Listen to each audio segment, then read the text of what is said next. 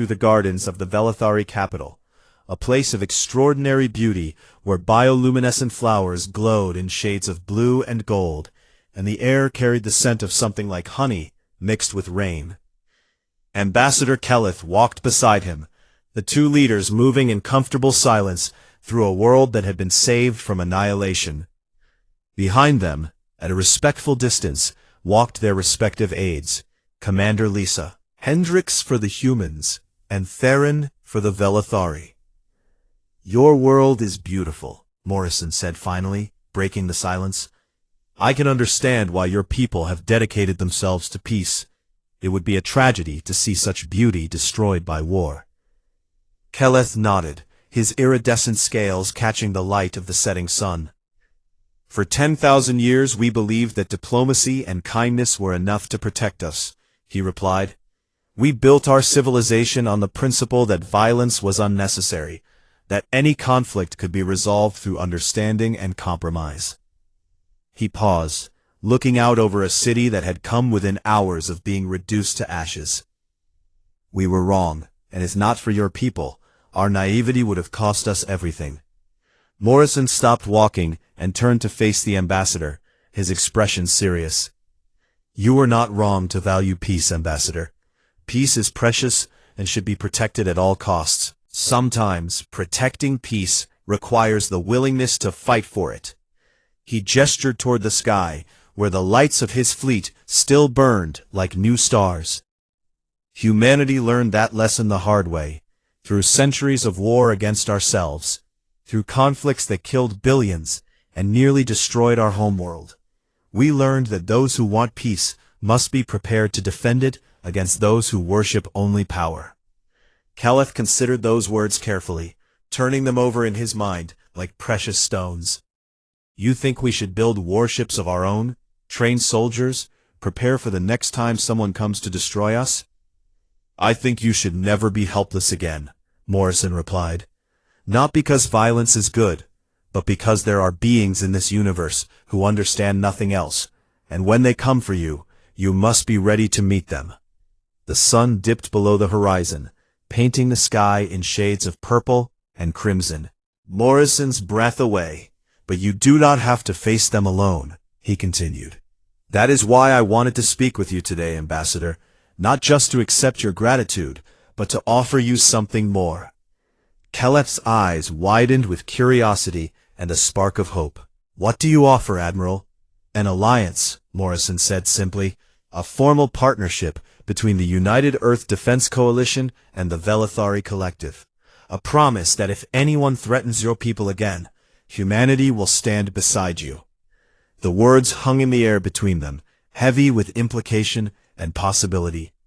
"You would do this for us?" Keleth asked, his voice barely above a whisper. "After everything your people have already sacrificed, you would commit to protecting us in the future as well?" Morrison smiled, a warm expression that softened the hard lines of his warrior's face. "Ambassador, we came here because you asked for help, but we stay because we have seen what kind of people you are. A civilization that values art and music and philosophy, that has spent millennia building rather than destroying, that represents everything good about intelligent life in this universe." He extended his hand, a human gesture of agreement that Keleth had studied but never performed. "The galaxy is a dangerous place, and the Kreth are not the only predators out there. But together, the Velethari and humanity can face whatever darkness comes. Together we can build something that neither of us could achieve alone." Keleth looked at the offered hand, then at the human who offered it, and he felt something shift inside him, a fundamental change in his understanding of what was possible. Slowly, carefully, he reached out and took Morrison's hand in his own, feeling the strange warmth of human skin against his cool scales. "On behalf of the Velethari Collective," he said, "I accept your offer of alliance, and I pledge that my people will work to become worthy partners in whatever future we build together." Morrison gripped his hand firmly, the gesture sealing a bond that would reshape the galaxy. "Welcome to the family, Ambassador." In the weeks that followed, the alliance took shape with remarkable speed. Human engineers shared their knowledge of weapons and shields with Velethari scientists, who in turn shared their advanced medical technology and sustainable energy systems. Cultural exchanges began, with artists and musicians from both species collaborating on works that combined the best of their traditions. And slowly, word spread across the galaxy about what had happened at Velethar Prime. The Kreth Dominion, humiliated by their defeat, retreated to their core worlds and did not venture out again. Their reputation for invincibility shattered beyond repair. Other species, who had watched the battle from afar and assumed the Velethari were doomed, sent envoys to learn more about these strange humans who had traveled across the galaxy to save strangers. Some came seeking protection, hoping that humanity would extend its shield over them as well. Others came seeking trade, recognizing that an alliance with humans would bring economic benefits they could not achieve alone. And a few came simply to understand, to meet the species that had done something so extraordinary that it defied everything they believed about the universe. On Earth, the returning fleet was greeted with celebrations that lasted for weeks. Parades and ceremonies honoring the heroes who had fought, and the fallen who had given their lives. The names of the dead were etched into monuments that would stand for generations, ensuring that their sacrifice would never be forgotten. Captain Maria Santos of the Resolute was awarded the highest honors her species could bestow, her final act of courage becoming a legend that would inspire future generations of warriors. And in the halls of government, leaders debated what the victory meant for humanity's place in the galaxy. Some argued for expansion, for using their military might to carve out an empire that would rival any in history. But wiser voices prevailed, voices that understood that true strength lay not in conquest, but in the willingness to protect those who could not protect themselves. Humanity would not become the new Kreth, would not abandon the values that had made them worthy of the victory they had won. Instead, they would continue to answer the calls of those in need, would continue to stand against tyranny wherever they found it, would continue to prove that compassion and courage could exist together in the same heart. And across the galaxy, in places where hope had been extinguished and despair had taken root, beings began to whisper about the humans. They spoke of a species that ran toward danger when others fled, that fought for strangers without expecting reward, that had somehow combined the ferocity of warriors with the gentleness of healers. They spoke of a promise that had been made and kept, a distress call that had been answered by an entire fleet. And when they looked up at the stars, they no longer saw only darkness and danger. They saw the possibility of light, the hope of rescue, the knowledge that somewhere out there was a species that would come for them if they called. Because humanity would always answer, and the galaxy would never be the same.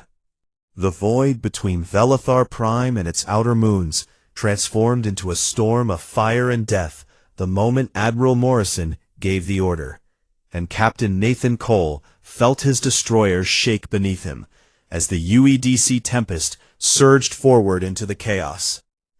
He had been a combat officer for 15 years, had fought in a dozen engagements against pirates and rebels and hostile alien species, but nothing in his experience had prepared him for the scale of what he witnessed through the bridge viewports.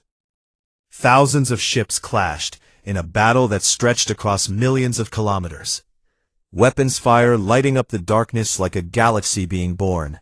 Explosions blooming in silent fury as vessels on both sides met their ends. And through it all, the human fleet moved with a coordination that bordered on the supernatural. "Target that cruiser on our port side," Nathan commanded, his voice calm despite the adrenaline pumping through his veins. Fire railguns on. The Tempest's main batteries hummed with power as they aligned with the Kreth vessel, a hulking monster of a ship that outmassed the destroyer by a factor of 5, but moved like a drunk elephant compared to the nimble human vessel. Fire.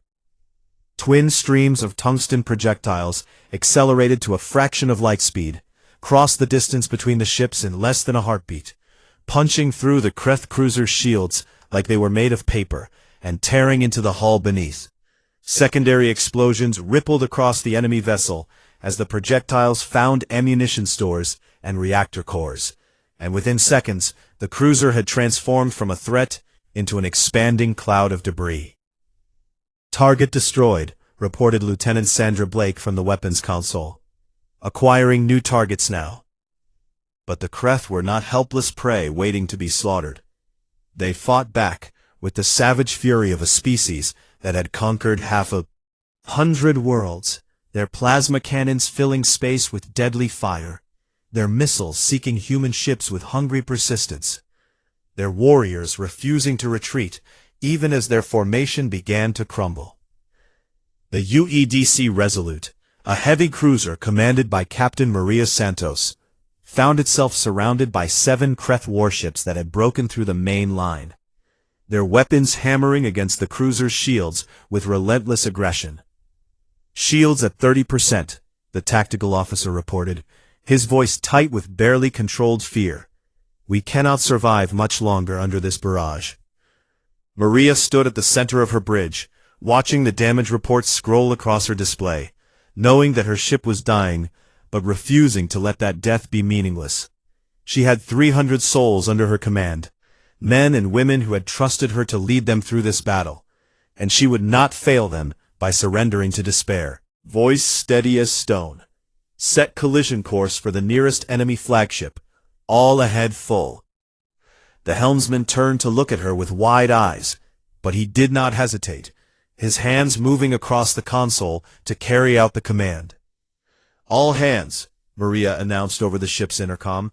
"This is the captain speaking. I want all non-essential personnel to the escape pods immediately.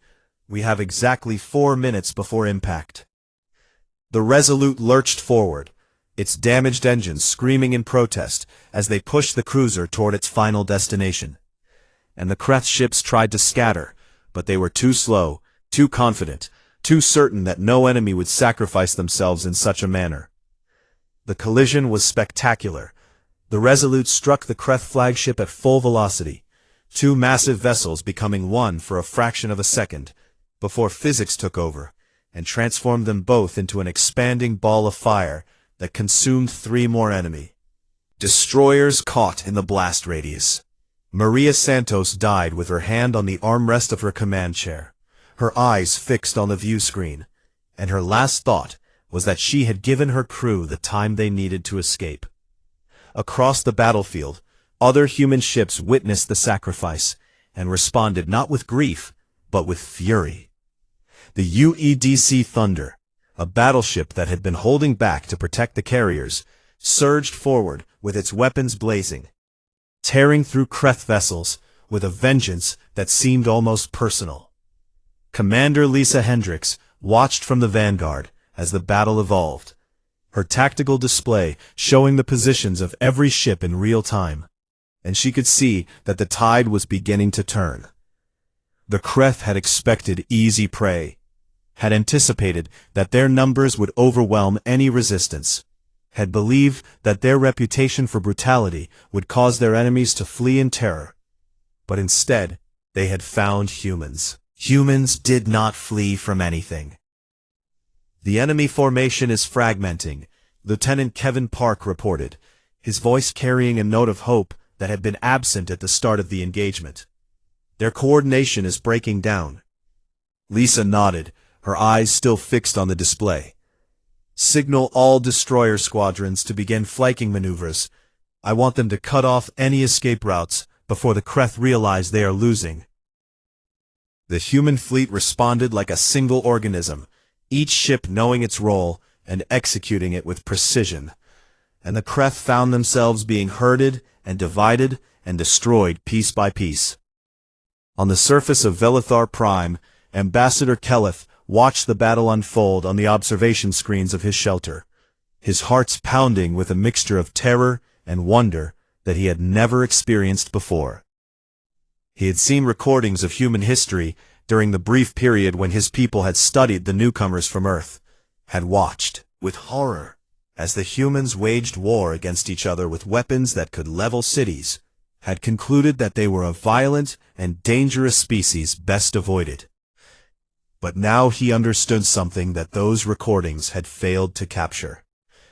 The humans were not fighting because they loved violence. They were fighting because they refused to let the innocent suffer. Every ship they lost, every life they sacrificed, every act of desperate heroism that lit up the void above his world was an offering made in defense of strangers, a gift of blood and fire given freely to people who had no way to repay it. "They are winning," Theron whispered beside him, his voice trembling with disbelief. "By the ancestors, they are actually winning." Heleth could not speak, could only watch as the humans dismantled the Kreth Armada with a skill and determination that defied everything he had believed about the universe. In the command center of the Vanguard, Admiral Morrison stood with his hands clasped behind his back, his face a mask of concentration as he directed the final phase of the battle. "All capital ships, concentrate fire on the enemy command vessel," he ordered, his voice carrying across the fleet. "I want that ship destroyed before they have a chance to rally." The human fleet converged on the Kreth flagship, a massive dreadnought that had been hanging back while its escorts absorbed the punishment, and now found itself exposed and vulnerable. Railguns fired in coordinated volleys, missiles streaked through the void in deadly swarms, and strike craft from the carriers made attack runs that left trails of destruction across the dreadnought's hull. The Kreth flagship fought back with everything it had, its weapons claiming 3 human destroyers and damaging a cruiser, but it was not enough. The final blow came from the Vanguard itself, its main batteries delivering a salvo that punched through the dreadnought's hull. Reactor shielding and triggered a chain reaction that could not be stopped. The explosion was visible from the surface of Velithar Prime, a new star blooming in the sky for a brief moment before fading into darkness, and with it died the last hope of the Kreth Dominion. The remaining enemy ships, suddenly leaderless and surrounded by a fleet that showed no signs of mercy, began to surrender or flee, and the battle that had threatened to end the Velithari collective was finally over. The silence that followed the destruction of the Kreth flagship was almost more shocking than the battle itself, a void of sound and fury that seemed to echo across the entire star system as both sides struggled to comprehend what had just happened. Captain Nathan Coles stood on the bridge of the Tempest, his uniform stained with sweat, and his hands still trembling from the adrenaline that had kept him sharp through hours of combat. And he stared at the tactical display with eyes that could barely believe what they were seeing. The Kreth Armada, that unstoppable tide of death that had conquered 47 star systems and exterminated countless civilizations, had been broken.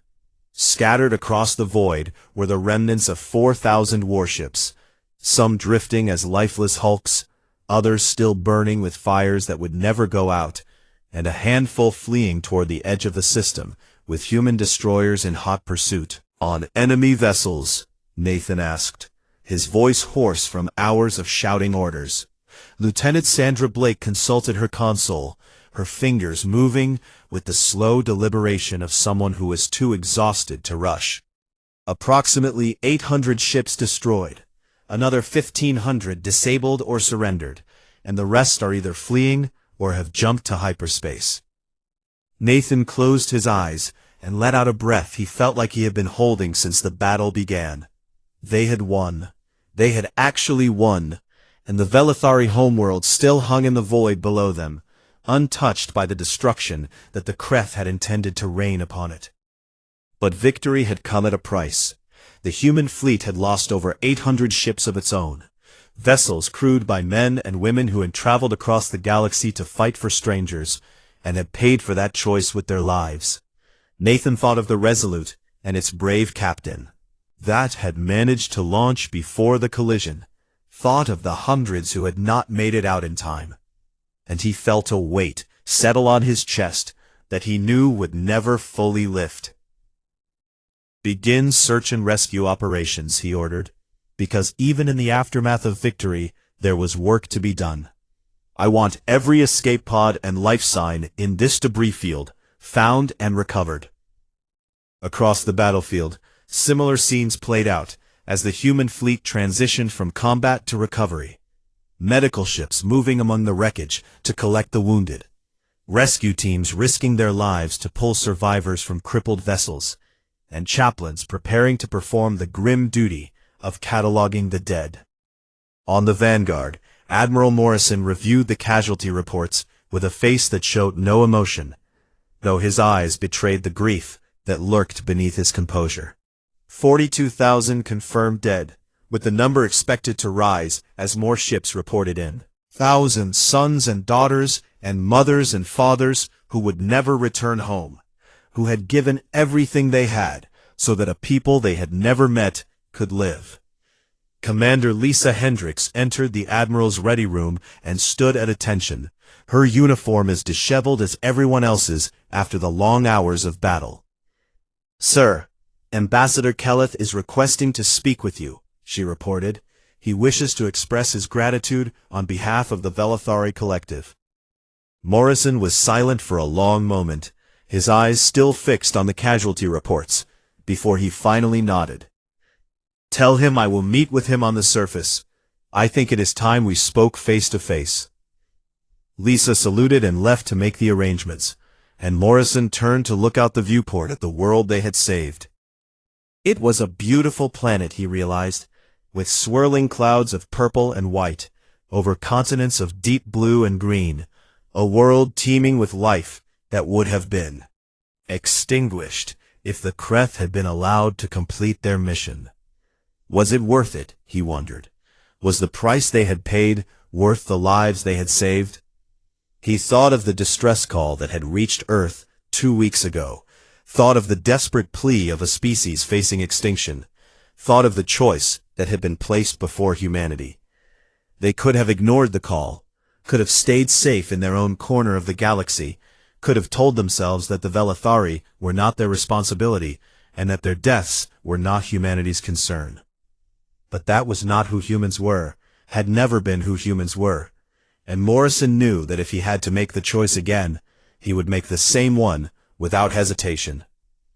On Velithar Prime, the population emerged from their shelters to witness a sky that should have been filled with death, but was instead filled with salvation. Ambassador Kelleth walked through the streets of the capital city, surrounded by crowds of his people who wept and laughed and embraced each other with the joy of those who had been given a second chance at life. Children pointed at the sky where human ships were visible as bright points of light, their parents telling them stories about the strange beings from a distant world who had come to save them from monsters. Kelleth felt tears running down his scales, an expression of emotion that his species rarely displayed in public, but he could not help himself. Everything he had believed about the universe had been turned upside down in the span of a single day. Every assumption he had made about the nature of intelligent life had been proven wrong, and he did not know how to process the enormity of what had happened. Theron walked beside him, equally overwhelmed, equally unable to find words adequate to express what they were feeling. "Why did they do it?" Theron asked, the same question that every Velithari was asking. Why did they sacrifice so much for us? Kelleth shook his head, because he did not have an answer, could not comprehend a species that would send 5,000 warships across the galaxy to fight and die for strangers. The humans were supposed to be primitive, supposed to be violent and dangerous and best kept at a distance, yet here they were, bleeding and dying to protect a civilization that had never done anything for them. It made no sense, and yet it was the most beautiful thing Kelleth had ever witnessed. A shuttle descended from orbit, bearing the markings of the United Earth Defense Coalition, and Kelleth made his way to the landing pad where it touched down. The hatch opened, and Admiral Morrison stepped out into the alien sunlight, his gray uniform crisp despite the hours of battle, his face showing the weariness of a man who had seen too much death but refused to let it break him. Keleth approached him slowly, uncertain of human customs, how to express gratitude that went beyond anything words could capture. "Admiral Morrison," he said, his voice trembling with emotion, "on behalf of the Velithari Collective, I thank you for what you have done, though I know that thanks are inadequate to repay the debt we now owe." Morrison looked at him with those strange soft eyes that seemed so out of place on a warrior's face, and he shook his head. "There is no debt, Ambassador. We did what any decent species would do when they heard someone crying for help." "But your losses," Keleth protested. "So many of your people died for us, strangers you had never met, beings who had nothing to offer you in return." Morrison was quiet for a moment, looking up at the purple sky where his fleet still maintained its vigil. "Ambassador, let me tell you something about humanity," he said finally. "We are not a perfect species. We have made terrible mistakes throughout our history. We have hurt each other, ourselves, in ways that fill us with shame when we look back on them." He turned to meet Keleth's eyes. "But we have also learned something that the Kreth never understood, something that makes all the difference. The measure of a civilization is not how it treats those who can benefit it, but how it treats those who cannot." Keleth felt those words sink into his heart, like seeds taking root in fertile soil. "You sent out a distress call," Morrison continued, "and we answered, not because we expected anything in return, not because it was easy or convenient, but because it was the right thing to do." He smiled then, a small expression that transformed his weary face. "That is what humanity is, Ambassador. That is who we choose to be." And in that moment, Keleth understood. The arrival. Commander Lisa Hendricks had served in the United Earth Defense Coalition for 23 years, had fought pirates in the asteroid belts of Sol, had led boarding parties against smugglers in the outer colonies, had seen things that would give most civilians nightmares for the rest of their lives. But she had never seen anything quite like what she witnessed when the fleet assembled at Rally Point Omega. Ships emerged from hyperspace in waves, pouring out of the dimensional rifts like water from a broken dam. And Lisa watched from the bridge of the UEDC Vanguard as the tactical display filled with so many friendly contacts that the computer had to switch to a compressed view just to show them all. Destroyers came first, sleek and fast and deadly, their hulls painted in the black and silver that marked them as instruments of war, followed by cruisers bristling with missile tubes and railgun batteries. Then the massive battleships that served as the backbone of the fleet, and finally the carriers that housed thousands of strike craft piloted by men and women who had trained their entire lives for moments like this. "Final count?" Lisa asked, though she already knew the number would be staggering. Lieutenant Kevin Park looked up from his navigation console with an expression of barely contained awe. 5,247 combat vessels, Commander, plus another 800 support ships for medical, repair, and resupply operations. 5,000 ships, crewed by over 2 million souls, all of them ready to cross the galaxy and fight for a species they had never met. And Lisa felt a surge of pride that made her throat tight with emotion. This was what humanity was, what it had always been beneath the wars and the conflicts and the endless struggles that had defined its history. A species that ran toward danger when others ran away, that stood up for the weak when no one else would, that refused to let injustice go unanswered, simply because answering it was hard. Admiral Daniel Morrison's face appeared on the main view screen, his gray eyes sharp and focused, his jaw set with the determination that had made him a legend among the fleet. "All ships, this is Admiral Morrison," he announced, his voice carrying across thousands of bridges and command centers. "In approximately 14 hours, we will arrive at the Velithari home system, where an enemy force of 4,000 warships intends to commit genocide against a peaceful civilization." He paused, letting those words sink in. Some of you may be wondering why we are risking our lives for strangers, why we are traveling across the galaxy to fight a battle that is not our own. And I will tell you the answer. Because they asked for help, because they are in danger, because we have the power to make a difference, and because that is what it means to be human. Lisa felt the words resonate in her chest like the beating of a great drum, and she knew that every man and woman in the fleet felt the same thing. The Kreth believe they are invincible, Morrison continued. They believe that their numbers make them unstoppable, that their brutality makes them fearsome, that their history of conquest makes them superior, but they have never faced humanity. His voice hardened into something that sounded almost like a growl. They are about to learn what happens when you threaten the innocent in our presence. We do not negotiate, we do not retreat, and we do not show mercy to those who prey upon the helpless. The transmission ended, and the fleet began its jump to hyperspace, reality bending and twisting around the ships, as they accelerated to speeds that the laws of physics had never intended.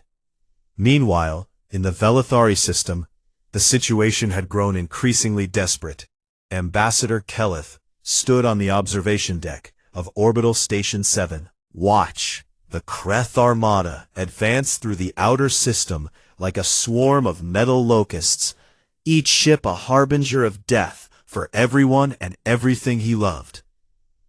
The evacuation had been a failure, because there was nowhere to evacuate to, no safe harbor in a galaxy that had turned its back on the Velithari in their hour of greatest need.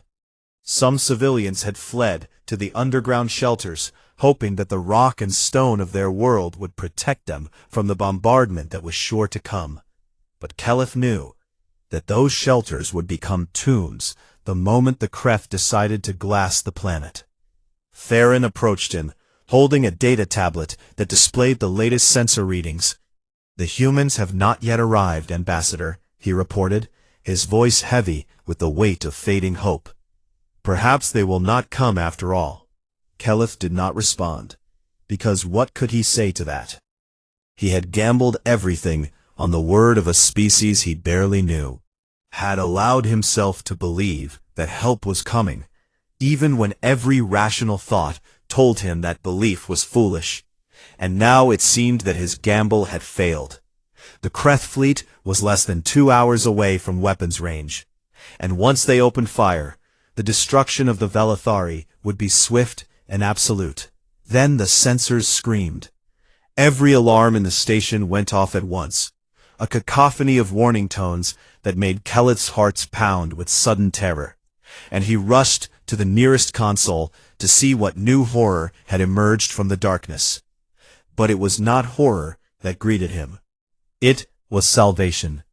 Across the entire sensor grid, reality was tearing itself apart, rifts opening in the fabric of space like wounds in the skin of the universe.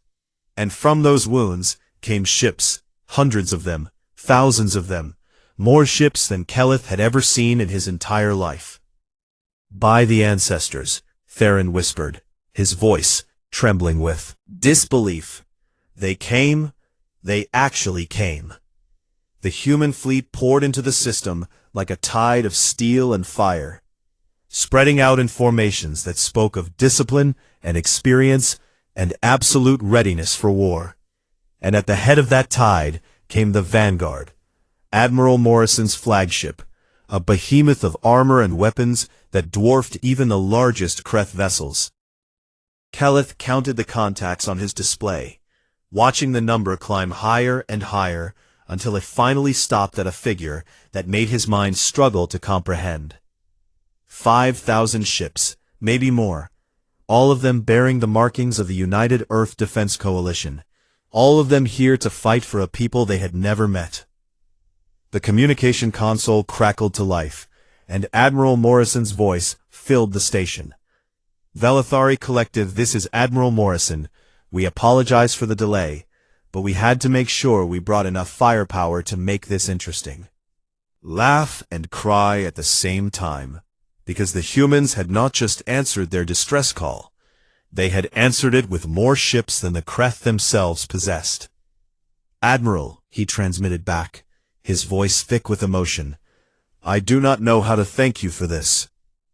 "You can thank us after we have dealt with these invaders," Morrison replied, and there was something almost cheerful in his tone, something that suggested he was looking forward to what came next.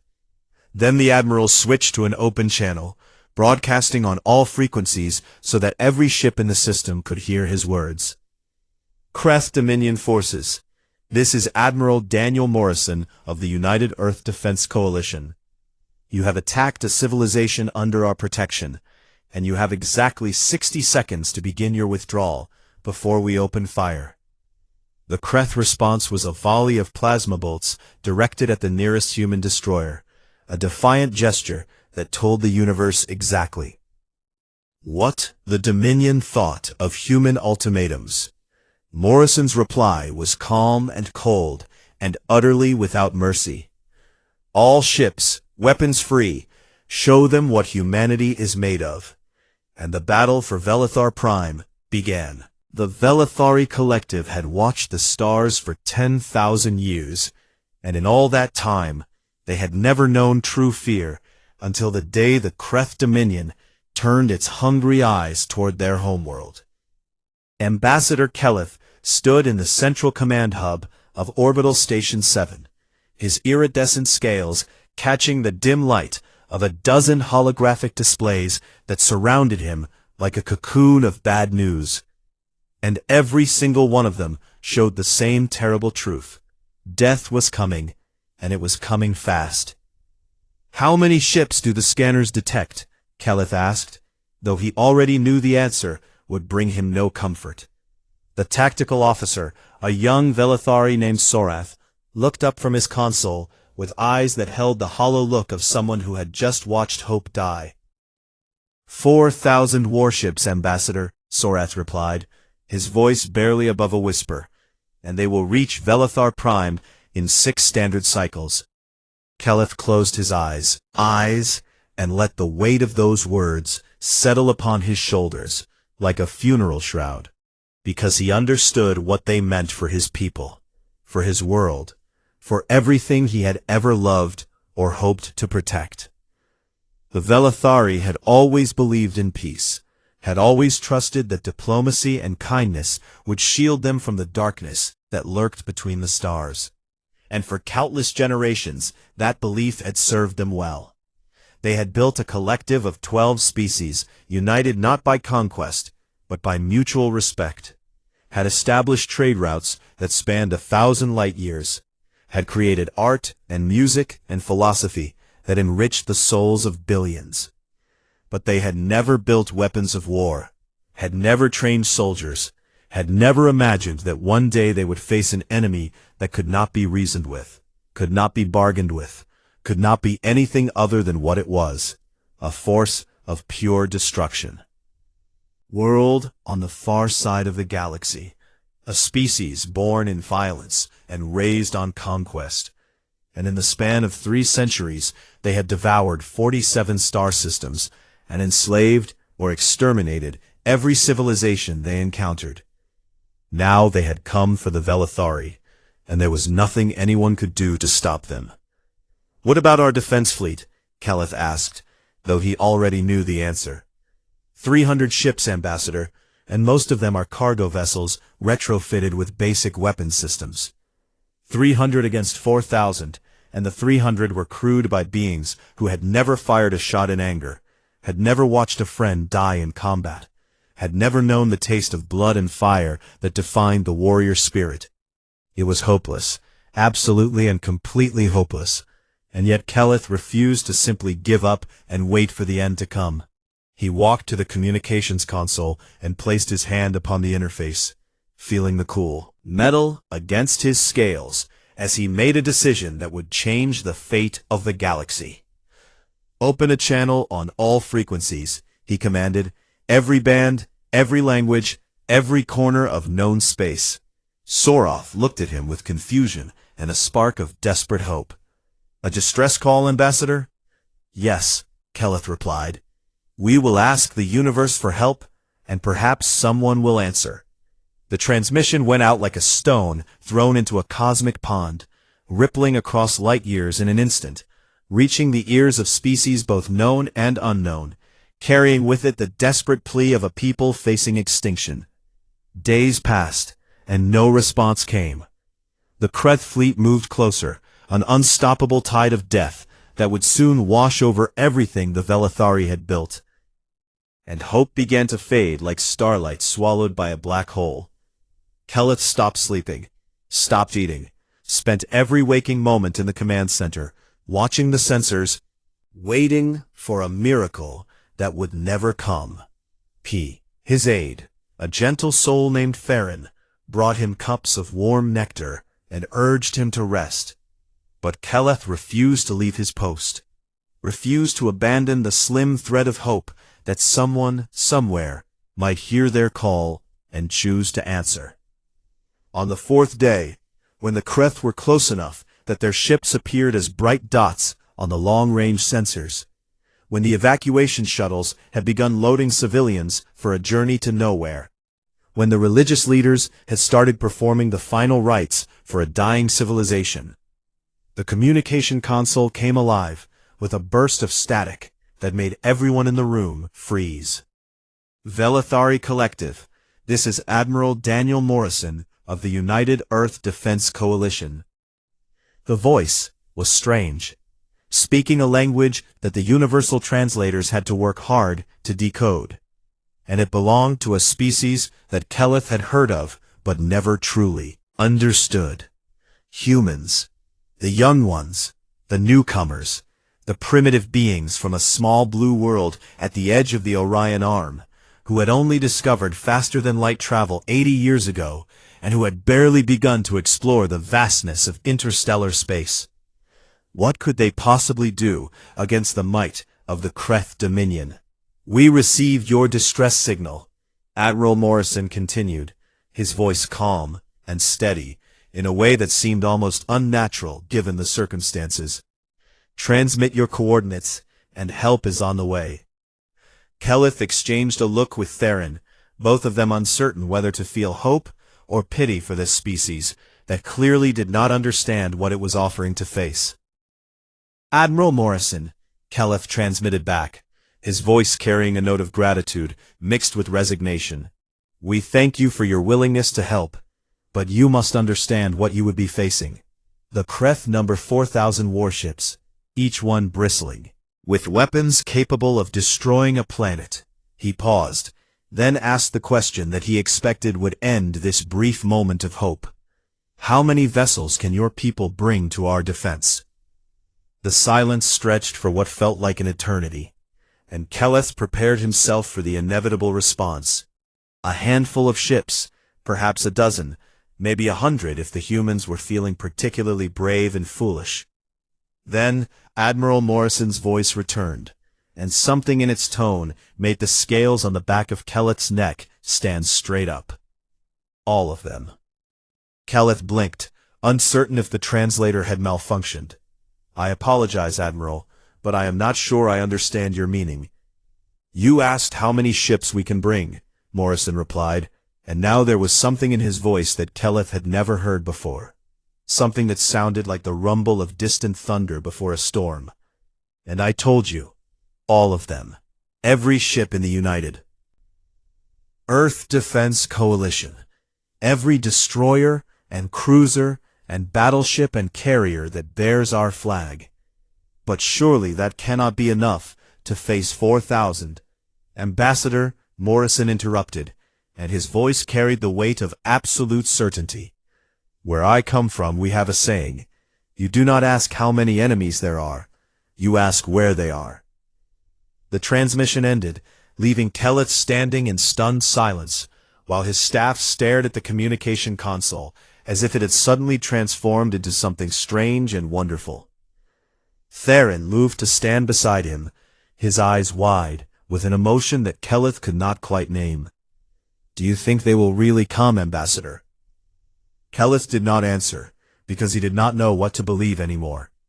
All he knew was that somewhere in the darkness between the stars, a species he had dismissed as primitive and insignificant had heard his cry for help, and answered with a promise that seemed as real as the stars themselves. Too bold to be anything other than madness. But in that moment, madness was all the Velethari had left to hope for.